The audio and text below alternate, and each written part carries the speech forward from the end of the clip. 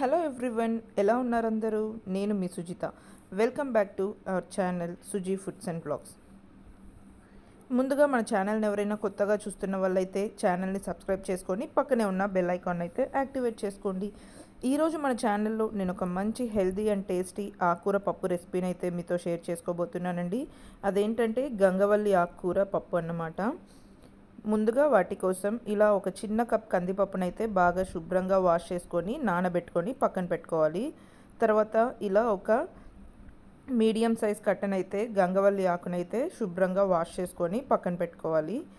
ఒక 2 medium size టమాటాలు, ఉల్లిపాయలు, ఒక 4 పచ్చిమిర్చి, కొద్దిగా చింతపండు అన్నింటినీ ఇలా ప్లేట్లో పెట్టుకొని పక్కన పెట్టుకోవాలి. ఇప్పుడు మనం ఒక ప్రెషర్ కుక్కర్ తీసుకొని ఇందులో మనం ముందుగా నానబెట్టుకున్న కందిపప్పునైతే యాడ్ చేసుకోవాలండి. అలానే మనం ముందుగానే కడిగి పెట్టుకున్న గంగవల్లి ఆకుని కూడా యాడ్ చేసేసుకోవాలి. కాడలేమీ లేకుండా ఓన్లీ ఆకుని మాత్రమే తీసుకొని ఇలా బాగా శుభ్రంగా వాష్ చేసుకొని యాడ్ చేసుకోవాలి. ఇందులోనే మనం ముందుగా తీసి పక్కన పెట్టుకున్న ఉల్లిపాయలు, టమాటాలు, అలానే పచ్చిమిర్చి, కొద్దిగా చింతపండును కూడా యాడ్ చేసుకోవాలండి. అలానే కొద్దిగా ఒక పావు టీ స్పూన్ దాకా పసుపు కూడా యాడ్ చేసుకోవాలి.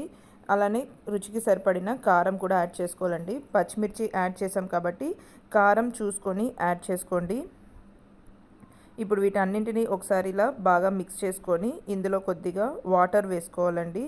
మరి ఎక్కువ వాటర్ ఏం యాడ్ చేయని అవసరం లేదండి. మనకు ఆకు ఉడికేటప్పటికి వాటర్ రిలీజ్ అవుతుంది కాబట్టి ఇలా కొద్దిగా వాటర్ యాడ్ చేసుకొని చింతపండునైతే ఇలా పైన పెట్టుకోవాలండి.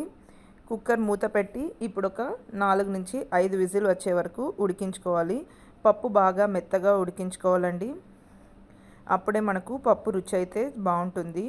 ఇలా బాగా ఉడికిన పప్పునైతే మనము మ్యాషర్తో అయితే బాగా మెత్తగా మ్యాష్ చేసేసుకోవాలి.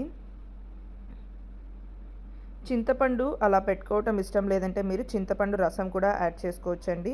ఇప్పుడు స్టవ్ మీద మనం ఏ గిన్నెలోకి అయితే పప్పు చేసుకోవాలనుకుంటున్నామో ఆ గిన్నెనైతే స్టవ్ మీద పెట్టుకొని హీట్ అయిన తర్వాత ఒక 1 స్పూన్ దాకా ఆయిల్ యాడ్ చేసుకొని కొద్దిగా ఆవాలు, అలానే సన్నగా కట్ చేసుకున్న ఉల్లిపాయలు, ఎండుమిర్చి, కరివేపాకు, వెల్లుల్లి అన్నింటినీ యాడ్ చేసుకొని బాగా ఫ్రై చేసుకోవాలండి. వెల్లుల్లి ఎక్కువ ఇష్టపడే వాళ్ళైతే ఇంకా ఎక్కువ కూడా యాడ్ చేసుకోవచ్చు. కొంచెం క్రష్ చేసుకొని యాడ్ చేసుకుంటే వెల్లుల్లి ఫ్లేవర్ బాగుంటుంది. ఉల్లిపాయలు కొంచెం ఫ్రై అయిన తర్వాత మనం ముందుగా మ్యాష్ చేసుకొని పక్కన పెట్టుకున్న పప్పుని కూడా యాడ్ చేసేసుకోవాలండి.